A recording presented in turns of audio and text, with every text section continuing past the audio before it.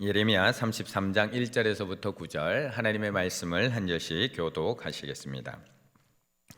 예레미야가 아직 시위대 뜰에 갇혀 있을 때에 여호와의 말씀이 그에게 두 번째로 임하니라. 이르시되 이를 행하시는 여호와, 그것을 만들며 성취하시는 여호와, 그 이름을 여호와라 하는 이가 이와 같이 이르시도다. 너는 내게 부르짖으라. 내가 내게 응답하겠고 내가 알지 못하는 크고 은밀한 일을 내게 보이리라. 이스라엘의 하나님 여호와께서 말씀하시니라. 무리가 이 성읍의 가옥과 유다 왕궁을 헐어서 갈대아인의 참호와 칼을 대항하여 싸우려 하였으나 내가 나의 노여움과 분함으로 그들을 죽이고 그들의 시체로 이 성을 채우게 하였나니 이는 그들의 모든 악행으로 말미암아 나의 얼굴을 가리어 이 성을 돌아보지 아니하였음이라. 그러나 보라, 내가 이 성읍을 치료하며 고쳐낫게 하고 평안과 진실이 풍성함을 그들에게 나타낼 것이며 내가 유다의 포로와 이스라엘의 포로를 돌아오게 하여 그들을 처음과 같이 세울 것이며 내가 그들을 내게 범한 그 모든 죄악에서 정하게 하며 그들이 내게 범하며 행한 모든 죄악을 사할 것이라. 함께 읽습니다.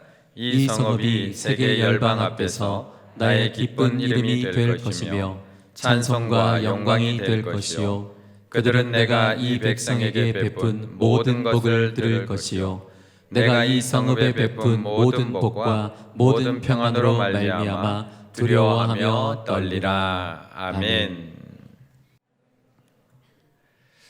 2003년도에 개봉되었던 영화인 것 같습니다.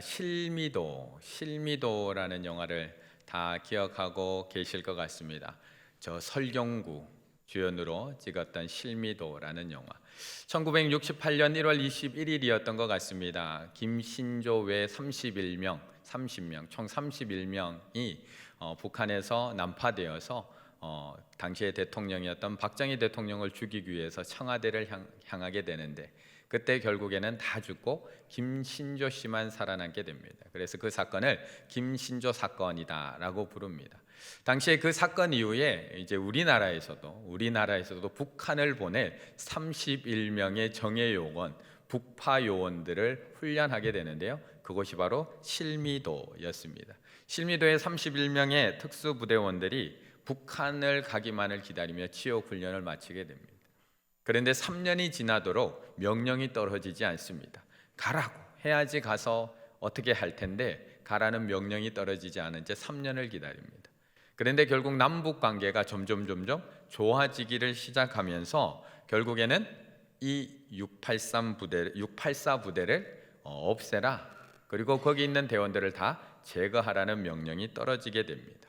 결국 이 31명의 특수요원들은 그 명령에 반발하여서 버스를 탈취하게 되고요. 그 버스를 타고 청와대를 향해 가다가 결국에는 군경연합군에게 결국 다 죽게 되고 4명이 살게 되는데 그 4명도 다음 해에 사형을 당하게 되는 일이 벌어집니다. 당시 이 영화는 내용적으로도 많은 주목을 받았습니다. 숨겨졌던 일들이 이렇게 드러나면서 많은 주목을 받았고요.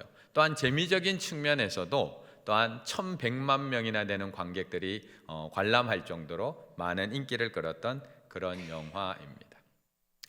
그런데 당시 이 실미도라는 소설을 쓴 작가, 처음에 이 소설을 쓴 작가의 이름이 백동호 씨라는 분입니다. 소설가 백동호.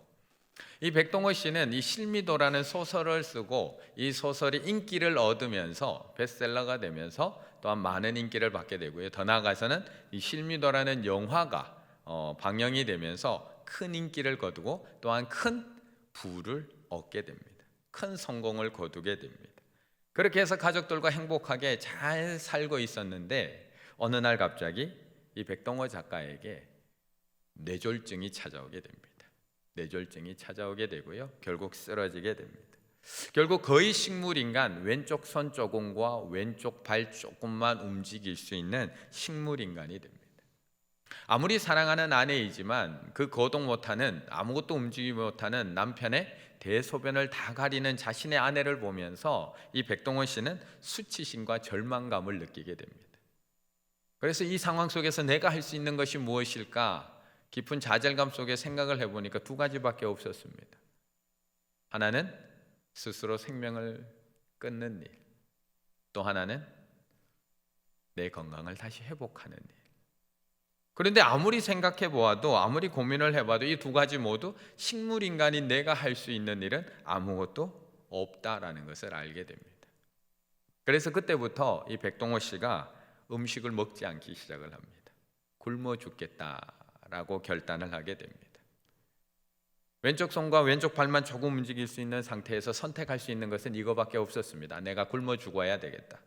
그래서 주는 음식을 전혀 먹지 않습니다. 그러자 아내와 초등학교 다니던 아들이 울기 시작을 합니다. 그리고 아빠 먹어야 돼, 여보 먹어야 돼.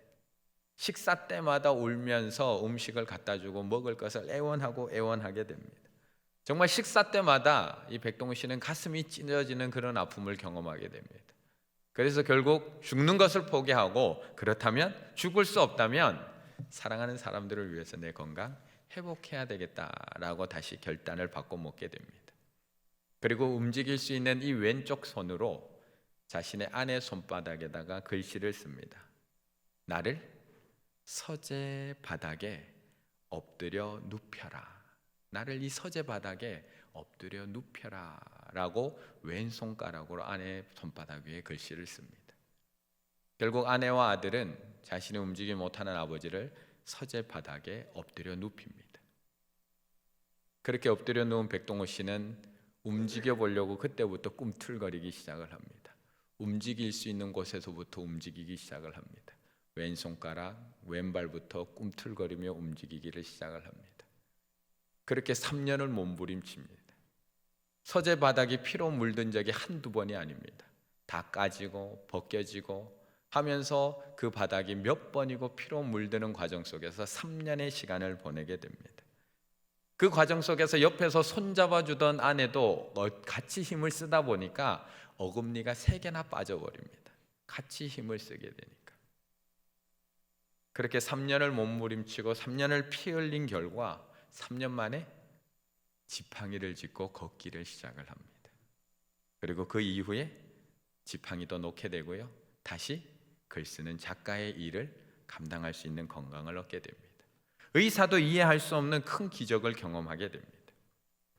이 이야기는 월간 에세이의 이 백동호 작가가 혼자 넘어진 아이는 울지 않는다, 혼자 넘어진 아이는 울지 않는다라는 제목으로 쓴 자기 이야기 에세이 글입니다. 이 백동호 작가는 고아였습니다.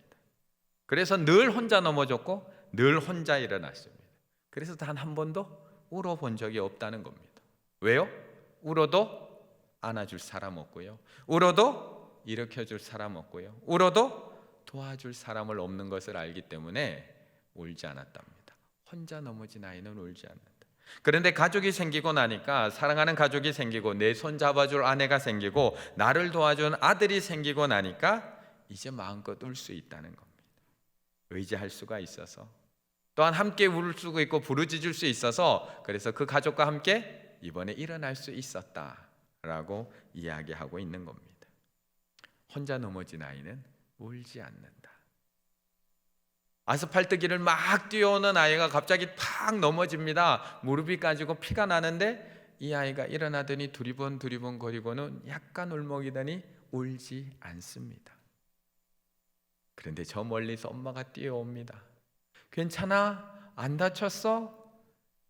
그 엄마를 발견하는 순간, 엄마가 뛰어오는 순간 어떻게 하죠? 울기 시작을 합니다. 엄마에게 뛰어가 안기기 시작을 하고요, 부르짖기 시작한다는 겁니다. 아무도 받아줄 사람이 없으면 울지 않습니다. 울어도 안아줄 사람이 없으니까요. 울어도 눈물 닦아줄 사람 없으니까요. 울어도 토닥거려줄 사람 없으니까요. 그런데 사랑하는 사람이 있으면 도와줄 엄마가 있고요, 일으켜줄 아빠가 있고요, 토닥거려줄 가족이 있으면 울게 됩니다. 달려가서 안기게 되고요, 부르짖게 됩니다. 그런데 우리 성도님들은 왜 울지 않으시나요? 그런데 우리 성도님들은 왜 부르짖지 않으시나요? 혼자이신가요? 혼자 넘어지셔서 울지 않는 아이가 되셨나요? 아빠가 없으신가요? 아버지가 안 계신가요? 왜 도와달라고 하지 않으세요? 왜 일으켜줄 사람이 없는 것처럼 부르짖지 않으시나요? 3절의 말씀을 함께 읽어보겠습니다. 3절입니다. 너는 내게 부르짖으라. 내가 내게 응답하겠고 내가 알지 못하는 크고 은밀한 일을 내게 보이리라. 아멘. 너는 내게 부르짖으라. 너는 내게 부르짖으라. 예레미야는 왜 부르짖지 않았을까요? 눈물의 선지자 예레미야인데 왜 울지 않고 왜 부르짖지 않고 있었던 것일까요? 만약 그가 여전히 부르짖고 있었다면 오늘 하나님께서 부르짖으라고 이야기하지 않았을 텐데, 만약 지금 부르짖고 있었다면 하나님께서 너는 나에게 부르짖으라 얘기하지 않았을 텐데 왜 부르짖음을 멈추었을까요? 이미 하나님께서는 예레미야에게 말씀해 주셨습니다. 하나님이 어떤 분인지를 이미 얘기해 주셨습니다. 예레미야 32장 26, 27절에 보면 하나님이 어떤 분인지 첫 번째 말씀에서 이렇게 얘기합니다. 그때의 여호와의 말씀이 예레미야에게 임하여 이르시되 나는 여호와여 모든 육체의 하나님이라. 내게 할 수 없는 일이 있겠느냐? 내게 할 수 없는 일이 있겠느냐? 라고 이미 첫 번째 말씀에서 말씀해 주고 계십니다. 우리는 이미 알고 있습니다. 하나님이 할 수 없는 일이 없다는 것 이미 알고 있습니다. 광야의 길을 내시는 분, 사막에 강을 내리는 분이라는 것을 알고 있습니다. 마른 뼈에도 생기를 불어넣어서 생기 살아나게 할 수 있다는 것 알고 있습니다. 마른 뼈에 힘줄이 생기게 하고 살을 입히고 가죽을 덮어서 그 마른 뼈도 다시 소생시킬 수 있는 분이라는 것 너무나 잘 알고 있습니다. 그래서 하나님께서는 우리에게 계속해서 말씀하시는 겁니다. 시편 50편 15절 환난 날에 나를 부르라. 환난 날에 나를 부르라. 내가 너를 건지리니 내가 나를 영화롭게 하리로다. 내가 환난 중에 여호와께 부르짖었더니 내게 응답하셨도다. 그래서 하나님께서는 계속 부르짖으라고 이야기합니다. 할 수 없는 일이 없기 때문에 계속 부르짖으라고 하시는 겁니다. 하나님만 그렇게 얘기하셨나요? 예수님은 그렇게 얘기하지 않으셨나요? 예수님도 이 땅에 오셔서 마태복음 7장 7절에 우리에게 이렇게 말씀합니다. 구하라 그리하면 너에게 주실 것이요 찾으라 그리하면 찾아낼 것이요 문을 두드리라 그러면 너에게 열릴 것이라. 말씀만 이렇게 한 것이 아니라 정말 예수님이 지나갈 때 앞을 못 보던 맹인 바디메오는 예수님께 소리치기 시작합니다. 부르짖기 시작을 합니다. 다윗의 자손 예수여 다윗의 자손 예수여 나를 불쌍히 여겨달라고 부르짖었더니 정말 예수님께서는 가시던 길을 멈추시고 그를 취하시고 회복시키십니다. 그런데 왜 예레미야는 부르짖지 않았던 것일까요? 아니요, 예레미야에게 굳이 물을 필요 없는 것 같습니다. 왜 우리는 부르짖지 않고 있는 것일까요? 우리는 왜 부르짖지 않고 있는 것일까요? 그렇게 힘들다고 하면서 힘들어서 일어설 힘조차도 없다라고 푸념하면서 왜 부르짖지 않고 있는 것일까요? 예레미야는 지금 몸만 갇혀 있는 것이 아닙니다. 예레미야는 마음도 갇혀 있습니다. 몸만 감옥에 갇혀 있는 고통 중에 있는 것이 아니라 바벨론의 포로된 상황, 이스라엘이 곧 멸망할 상황, 그럼에도 자신의 경고를 듣지 않는 시드기야 왕을 보면서 이미 마음이 다 무너져 내려 있습니다. 자신의 예언과 경고에도 불구하고 결국에는 처참한 최후를 맞게 될 자신의 나라를 보면서 예레미야는 좌절과 절망에 빠져 있습니다. 더 이상 기도할 이유를 찾지 못하고 있습니다. 기도해봤자 기도의 무기력증에 빠져 있습니다. 그래서 하나님은 부르짖지 못하고 있는 예레미야에게 명령하고 있는 겁니다. 너는 내게 부르짖어라. 그 절망감에 빠져나오도록, 그 절망감과 좌절감과 패배감에서 빠져나올 수 있도록 명령하고 계신 겁니다. 너는 내게 부르짖어라. 기도의 무기력에 빠져나오도록, 기도의 무기력증에 빠져나올 수 있도록 하나님께서는 외치고 계신 겁니다. 너는 내게 부르짖어라. 우리도 다 마찬가지입니다. 우리 다 알고 있습니다. 하나님이 어떤 분인 것, 하나님께서 얼마나 큰 능력을 가지고 계시다는 것을 우리는 너무나 잘 알고 있습니다. 하나님은 죽은 자도 살리시는 분이라는 것을 알고 있고 모든 상황을 역전시킬 수 있는 분이라는 것 너무나 잘 알고 있습니다. 그런데 부르짖지는 않습니다. 부르짖지 느끼지는 않습니다. 왜냐하면 우리가 혼자 넘어진 아이는 아니지만 혼자 넘어진 아이처럼 느끼고 있기 때문에 그렇습니다. 우리가 혼자 넘어진 아이는 아닙니다. 아버지가 계십니다. 그런데 혼자 넘어진 아이처럼 예레미야처럼 느끼고 있습니다.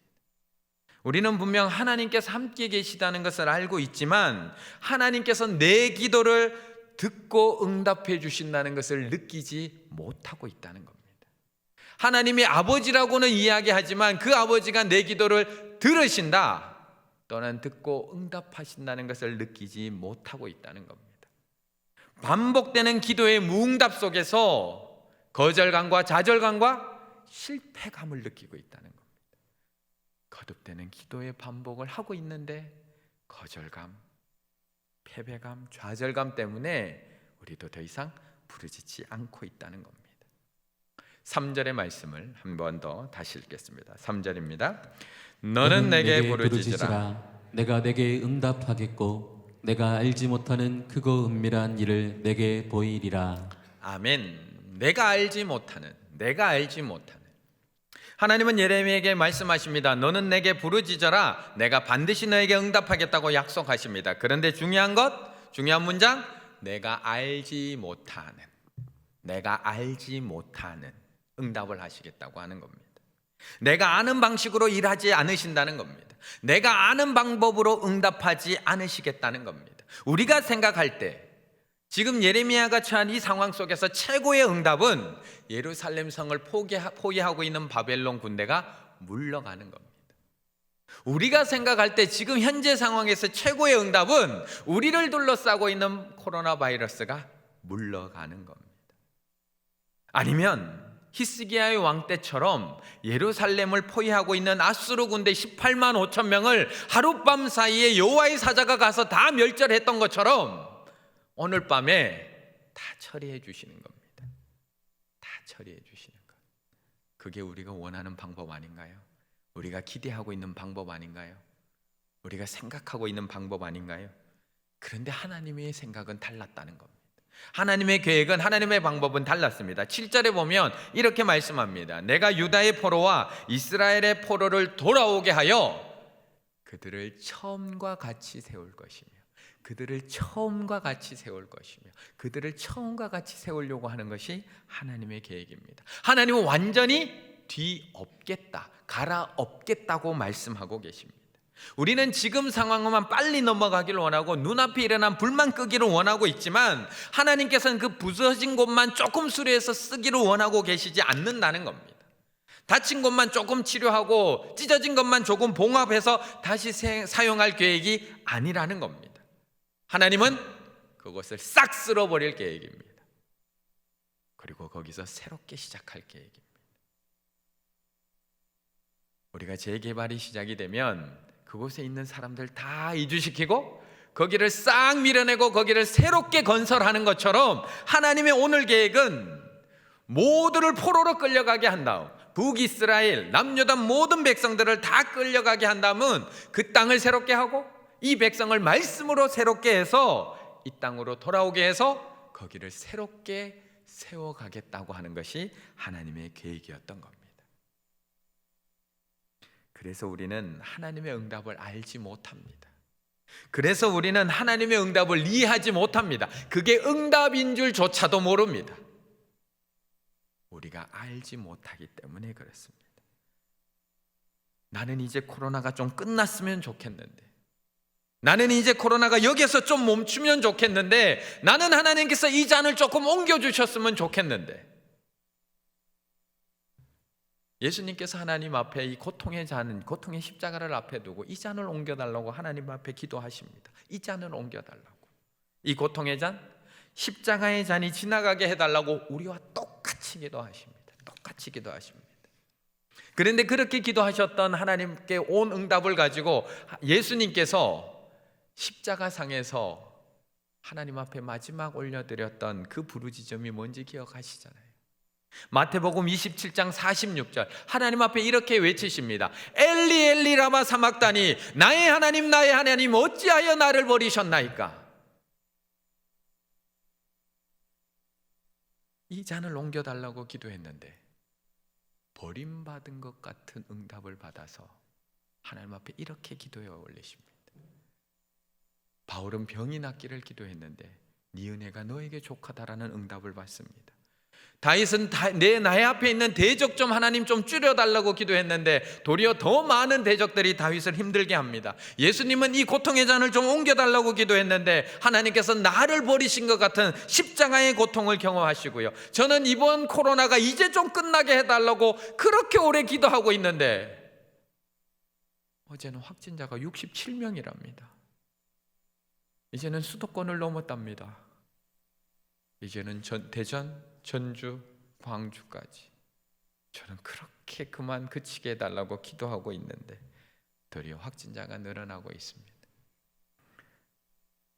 그러면 우리는 응답이 되지 않았다고 단정해버립니다. 하나님은 내 기도를 듣지 않으신다고 확정해버립니다. 하나님은 나를 사랑하시지 않아 기도해봤자 아무런 소용이 없어. 기도하면 뭐해? 단정하고 기도를 멈춰버립니다. 리차드 포스터가 썼던 기도라는 책에 보면 이런 사람들의 기도를 버림받은 자의 기도라고 지칭하고 있습니다. 버림받은 자의 기도. 그 책에 이렇게 이야기합니다.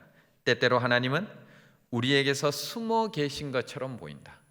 우리는 알고 있는 모든 방법을 다 동원한다. 기도도 하고 봉사도 하고 예배도 드린다. 그러나 여전히 응답이 없다. 아무 응답도 없다.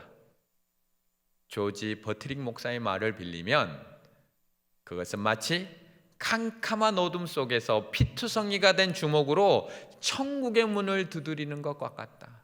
버림받은 자의 그 느낌으로 기도하는 자의 마음은 캄캄한 어둠 속에서 피투성이가 된 주먹으로 천국 문을 두드리는 그런 심정으로 기도하게 된다. 그게 버림받은 자의 기도다라고 이야기합니다. 그런데 이 책에서는 계속해서 이야기하고 있는 것이 그것이 하나님의 없다는 것을 의미하는 것은 아니라는 겁니다.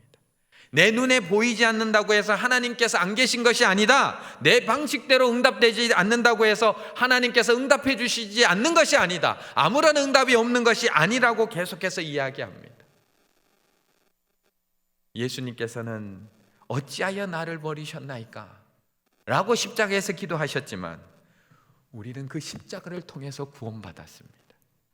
예수님께 십자가는 고통의 장소였지만 우리에게 십자가는 구원의 장소입니다. 예수님께 십자가는 죽음의 순간이지만 우리에게 십자가는 살아나는 순간이고요. 예수님께 십자가는 옮기고 싶은 잔이지만 우리에게 십자가는 꼭 마셔야만 하는, 꼭 마셔주셔야만 하는 잔이었다는 겁니다. 그렇다면 예수님의 기도가 응답되지 않은 건가요? 하나님께서 응답해 주시지 않은 건가요? 하나님께서 버리신 건가요? 그래서 기도하지 않으시나요? 그래서 부르짖지 않으시는 건가요? 그래서 기도하면 뭐해? 기도를 중단하셨나요? 기도를 멈추셨나요? 3절의 말씀 한 번 더 읽겠습니다. 3절입니다. 너는 내게 부르짖으라. 내가 내게 응답하겠고 내가 알지 못하는 크고 은밀한 일을 내게 보이리라. 아멘. 부르짖지 않고 있는 예레미야에게 하나님께서는 너는 내게 부르짖으라. 그 기저의 좌절감에서 벗어나서 나에게 부르짖으라고 명령하시고 나서 약속을 해주십니다. 내가 내게 응답하겠고 내가 알지 못하는 크고 은밀한 일을 내게 보이리라. 내가 내게 응답하겠고 그 다음에 내가 너의 나라를 구해주겠어. 바벨론 군사를 물리쳐주겠어. 이 예루살렘 성을 지켜주겠어 라고 응답해 주시는 것이 아니라 크고 은밀한 일을 내게 보여주리라. 이거 해결해 주겠어 라고 얘기하는 것이 아니라 크고 은밀한 나의 계획을, 구원의 계획을, 놀라운 하나님의 은밀한 그 구원의 계획을 내가 너에게 보여주겠어 라고 말씀하고 있는 것입니다. 그리고 그 크고 은밀한 계획이 무엇인지를 4절부터 차곡차곡 적어놓고 있습니다. 너희가 바벨론에 저항해 보지만 결국 멸망할 수밖에 없어. 너희가 그거 지켜내려고 성 안에 있는 가옥, 왕궁들 다 부셔서 그걸 가지고 벽을 더 높게 쌓고 참호를 만들고 칼을 들고 그들에게 대항해 보겠지만 아무 소용없어. 성 안에는 너희들의 시체로 가득 찰 거야. 너희들이 죄 지은 대로 벌 받을 거야. 나 너희들 돌보지 않을 거야. 그러나 6절, 그러나 6절의 말씀, 하나님의 반전이 시작되는 말씀, 6절을 힘있게 한 번 같이 읽겠습니다. 그러나 보라, 내가 이 성읍을 치료하며 고쳐 낫게 하고 평안과 진실이 풍성함을 그들에게 나타낼 것이며. 아멘. 하나님의 계획은 결국 이 성을 치료하며 고쳐 낫게 하는 것입니다. 또한 하나님은 그 평안과 진실이 풍성한 분이심을 그들에게 나타내시는 겁니다. 단지 우리의 발행과 다를 뿐입니다. 우리의 생각과 다를 뿐이고요, 우리의 계획과 다를 뿐입니다. 하나님은 이미 앞에서 예레미야에게 계속해서 내가 너희와 달라, 너와 달라라고 계속해서 말씀해 주셨습니다.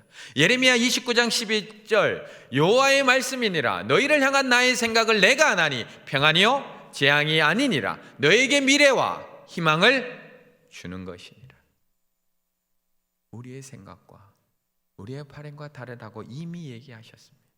그리고 이 말씀을 이야기하시고 이어서도 말씀합니다. 12절, 너희가 내게 부르짖으며 내게 와서 기도하면 내가 너희들의 기도를 들을 것이요 너희가 온 마음으로 나를 구하면 나를 찾을 것이요 나를 만나리라. 기도하라는 겁니다. 부르짖으라는 겁니다. 기도하면 그 기도를 들으시고 반드시 응답한다는 겁니다. 너희를 향한 나의 생각을 보여주시겠다는 겁니다. 평안과 미래와 희망을 보여주시겠다는 겁니다. 너희가 알지 못하는, 너희가 기대하지 못하는, 상상도 하지 못하는 크고 은밀한 일을 내가 보여주겠다고 말씀합니다. 그 크고 은밀한 비밀의 계획이 무엇인지 이어지는 6절부터 9절까지 또 상세하게 기록해 놓고 있습니다. 6절부터 9절의 말씀 저하고 다시 한번 교독하며 다시 한번 그 하나님의 음성을 들어봤으면 좋겠습니다. 제가 먼저 읽습니다.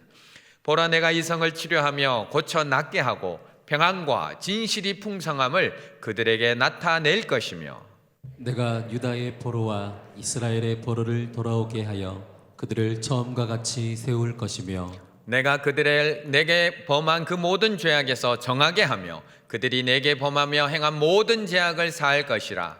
이 성읍이 세계 열방 앞에서 나의 기쁜 이름이 될 것이며 찬송과 영광이 될 것이요 그들은 내가 이 백성에게 베푼 모든 복을 들을 것이요 내가 이 성읍에 베푼 모든 복과 모든 평안으로 말미암아 두려워하며 떨리라. 아멘.